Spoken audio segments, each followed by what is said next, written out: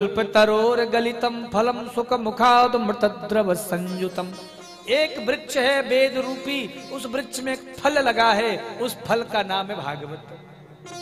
आम खाया है कभी आपने? खाया है? कैसा लगता है? मीठा लगता है? अच्छा लगता है? हमें भी बहुत पसंद है। लेकिन कोई कहे भैया आम तो बड़ा जोरदार है। अब आम इतना सुंदर है, इतना स्वादिष्ट है, तो जिस वृक्ष से आम निकला होगा वो वृक्ष कितना स्वादिष्ट होगा। तो वो लोग कोई फल फेंक कर पेड़ चबाने लगे, स्वाद मिलेगा, रस मिलेगा, मिठास मिलेगी। अरे क्यों?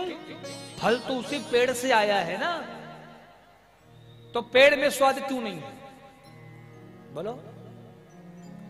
इसी प्रकार से ये भागवत रूपी फल है, ये वेद के वृक्ष से प्रकट हुआ है, लेकिन जो रस, जो स्वाद इस भागवत जी में वो अन्यत्र कहीं नहीं मिलेगा। अच्छा, ये फल स्वादिष्ट है, इसकी क्या गारंटी है? फल मीठा, इसकी कोई गारंटी है? क्योंकि कलयुगी आदमी को चाहिए प्रूफ।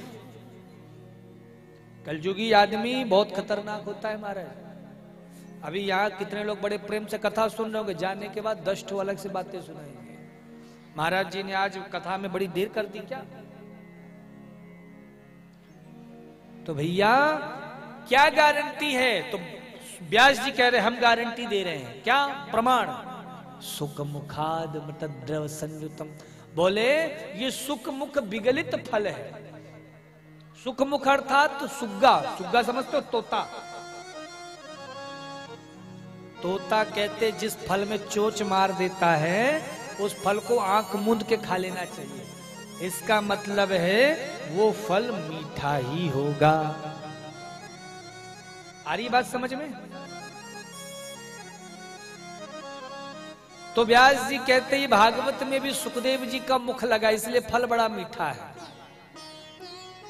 अच्छा भैया, फल में गुठली भी है, छिलका भी है। भागवत जी में गुठली और छिलका के रूप में क्या है?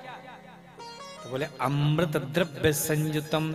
बोलिए ये जो भागवत रूपी फल है इसमें ना गुठली है ना छिलका, एकदम रस ही रस है। जैसे आम रस होता है ना, ऐसे ही भागवत रूपी रस है। तो क्या किया जाए? चलो अब भागवत जी की कथा रूपी रस आपको मिल गया, अब क्या करोगे? बोलो करावल नगर की माता, क्या करोगे?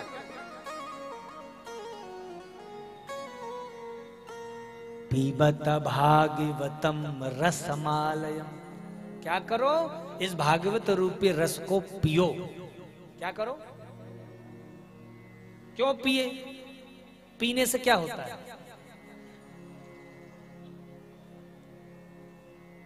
पड़ोसी की ओर काहे देख रहे हो? हमारी ओर देखो ना। प्रश्न तो हम कर रहे हैं आपसे। देखो भैया, पियोगे तो हृदय में उतरेगा और सुनोगे। अभी मैं 3 घंटे से आपको कथा सुना रहा हूं, अगर आप सुन रहे हो, यहां से पंडाल से बाहर जाते आप सब भूल जाओ। और यदि आप कथा को पी रहे होगे ना, तो पड़ोसी से आपकी देवरानी जेठानी की निंदा चुगली की चर्चा नहीं होगी। सास से जो 6 महीना पहले झगड़ा हुआ इसकी चर्चा नहीं होगी। अगर आपने कथा पिया है ना, तो आरती के बाद जाते समय आपको हरि कथा की चर्चा होगी।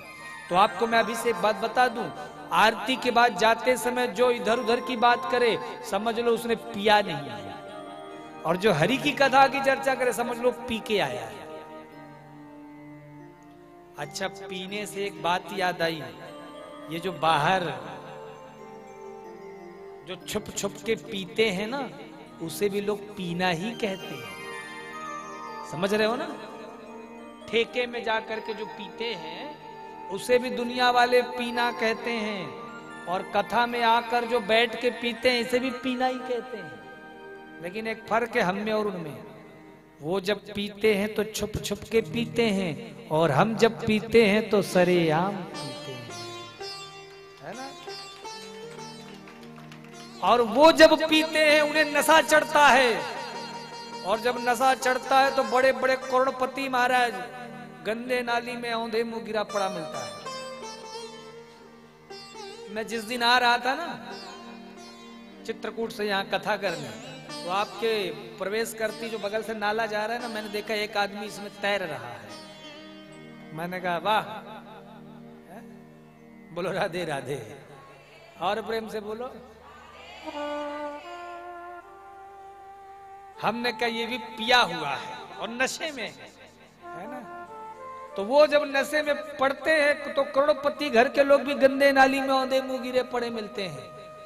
और हम जब पीते हैं तो हमें भी नशा चढ़ता है, और हमें जब नशा चढ़ता है तो सीधे भगवान की गोद में जाकर गिरते हैं। यही फर्क है हमारे और उनमें। इसलिए भैया पियो। तो कौन कौन हमारी कथा में पी रहा है?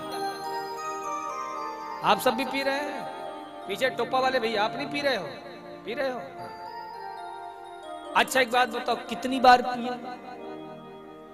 अभी महाराज 10 दिन पहले हरिद्वार गए थे, वहां भी पी ही रहे थे। 20 दिन पहले एक अपने रिश्तेदार की यहां हो रही थी, वहां भी पी ही रहे थे। 1 महीना पहले महाराज पड़ोस में चल रही थी, वहां भी पी ही रहे थे। तो कितनी बार पिए?